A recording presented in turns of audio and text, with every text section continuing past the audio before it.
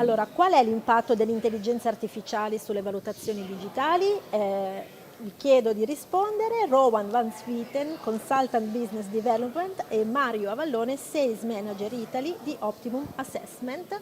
Vi lascio a una breve presentazione, ci vediamo tra poco. Grazie Alessandra, benvenute e benvenute a tutti. Speriamo che insomma, la vostra esperienza qui sia positiva come per noi. Questi 2 fantastici giorni di interazione sono stati per noi veramente preziosi e oggi volevamo con voi condividere alcune riflessioni, sì, degli insights, quindi delle anche esperienze personali che riguardano l'assessment digitale, quindi test valutativi che valutano competenze e conoscenze, e appunto portarvi un po' nel mondo che riguarda l'assessment e soprattutto l'applicazione dell'intelligenza artificiale a questo mondo che è in continua evoluzione naturalmente, e parlarvi anche un po' di come i dati che vengono fuori dagli assessment digitali, quindi dai test valutativi, possono aiutare nella decisione, quindi nel prendere decisioni determinanti nei percorsi formativi. Per chi non ci conoscesse, appunto siamo Mario e Rowan, lavoriamo per una EdTech company che si chiama Optimum Assessment, come potete vedere. Siamo un'azienda olandese con circa 30 anni di esperienza nel campo degli assessment, quindi siamo passati dall'analogico al digitale naturalmente, e operiamo in tutta Europa, quindi siamo naturalmente in Olanda, Paesi Bassi, Germania, Spagna e recentemente nell'ultimo anno anche in Italia. Quindi direi che possiamo passare direttamente. Oggi sarà una sessione breve ma anche un po' challenging, sarà un po' di sessione anche linguistica perché Rowan faremo una presentazione mista un po' inglese in italiano. Quindi passo la parola, please, Rowan. Thank you, Eres. Yeah, for today, it's about digitalization, assessments, and also about AI. Mario already explained who we are as a company, so no promotion talk anymore. We're going to go dive into the topic right away. Yes. Yes, okay, sorry. In this case, of course, if we don't have any metrics, don't have any numbers, we cannot measure, we cannot really improve certain things. So before we go into the AI topic, I want to explain to you a little bit where we came from. And like Mario already mentioned, it's an assessment company and purely focusing on assessments. Looking at personal development, assessment is a big part and a big topic, doing courses, doing assessments, doing certification. Luckily, last decades, a lot of improvements have been made in, if we talk about techniques, it's not just about paper anymore, and teachers or managers who had to do something based on paper and then it would stumble up in a closet and everything was manually. Even in the assessment world, a lot of things have been digitalized. Not digitalized just about the questions, about the content, but also other tools that could help making assessments more easy.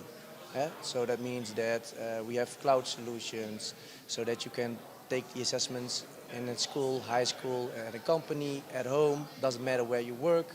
Locations are available, of course, but also things like supervision were possible. So in this case, I take my assessment somewhere, I don't know, in Venice, and somebody is looking from Holland to see, okay, don't I do fraud, detect fraud, etc. So that's possible. And of course also things like AR, VR were some of the possibilities. Luckily, most of the participants for companies and also in the edtech sector were available to adapt those techniques. But in some cases, they also stumbled up on regulations, like regulations by the organizations, regulations by a region or maybe a government. So different kinds of challenges popped up. Yes. Regarding those digitalization, and instead of having everything manual, we have the solution, of course, to do everything digital. Different kind of positive effects were there, because everything digital we can trace. some of the examples that I mentioned right here, things like if we're looking at an assessment, we can follow the candidate from start to finish. Everything that the candidate does, we can trace back, and we can also say, okay, the questions that he answered, correct, incorrect. How long did it take about the questions to answer the questions? But also, not just about the candidate itself, it's also about the questions. We can measure, because we have all the information, are these questions good quality or they have a bad quality? How does the distractors react? So is it a really easy question? So let's say 100 students, they answer the question and 100 students answer the question correct, then I can presume that the question is maybe too easy, or do the students have the right knowledge, or the distractors in this question are too easy or maybe too difficult. The things that we can also say, okay, looking at the prognosis, we see a certain student doing a course and he takes one assessment, he takes another assessment. Do we see development that he increases knowledge, or does he decreases, or maybe he stays stable? So do we need to put in more effort in a certain student or in a certain group? That's also possible. So looking at companies or looking at schools, how does one department compares to another department? Are there some maybe gaps in knowledge between departments or in student or in classes? So these things are getting more and more easy these days. And of course we can use the data also as evidence in this case. Now looking at the part of AI, AI got in fast track, I don't know the translation, but at least developed in 2022 for the commodity. So everybody uses AI. The thing is now, how do we use AI and do we use it properly? This is some of the topics that I will mention in a few minutes. But looking at the assessment process, in every part of the process regarding assessments, we can basically apply AI. Based on the results, for instance, if I see that Mario, he took like 5 or maybe 10 assessments, and we can see, okay, he's really good in a certain topic, I can use AI, depending of course on the integration with other systems. Okay, maybe we can advise Mario to do something about, I don't know, marine life, or something about engineering, or etc. So what we currently see in the assessment world is that people are experimenting with AI, but mostly at the moment creating assessments, creating content. That's the first step. And they try to do the marking regarding assessments. So that means that when I had an assessment and with open questions, I need a teacher or a manager, of course, to mark the questions. And they try to apply AI at the moment to see, okay, can we improve that topic? And of course, the analyze part, the analysis. Based on the sheet before, you see some examples of everything that's being recorded from the student from an assessment session. In combination with AI, we can apply it on every part of it. I don't say it's correct already, but we can use AI to support it. Yes.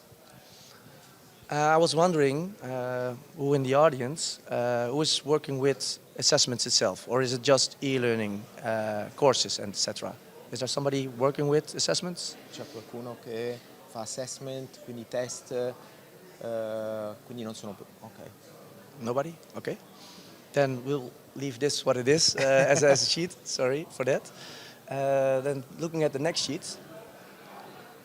Okay. And yeah, the next sheet, it should start a movie. Oh. Sorry. This one is not working, maybe? Questo no. Ah, ok. And then it's...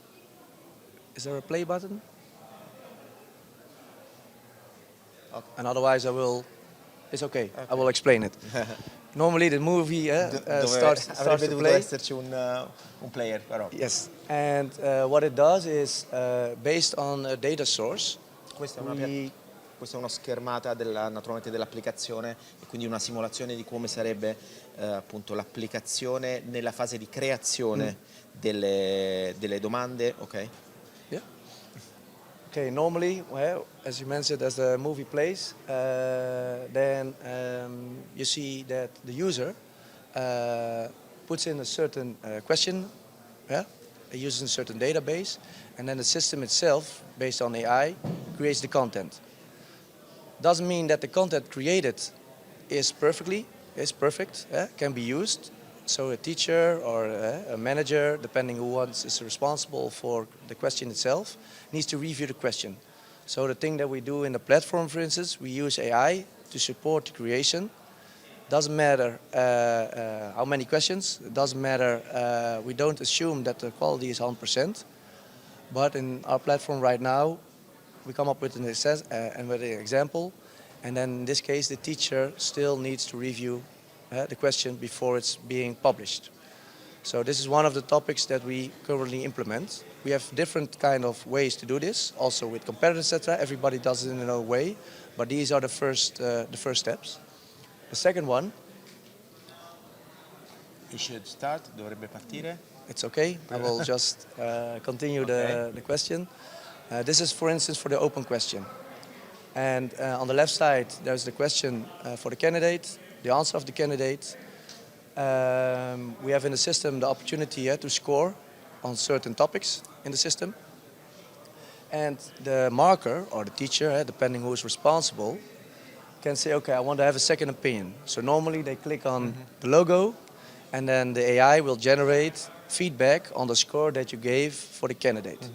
You can accept the feedback based on AI, you can decline it.